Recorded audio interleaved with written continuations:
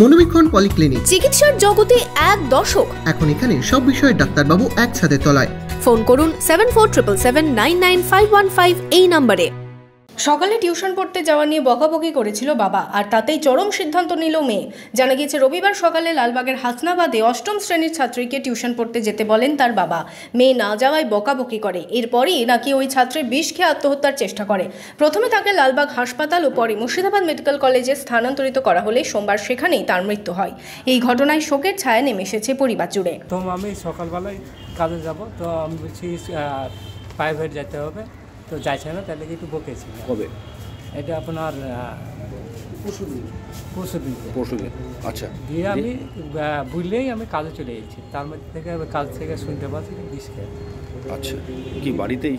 না, হসপিটালে, বাড়িতে বেশি বিষ খেয়েছে।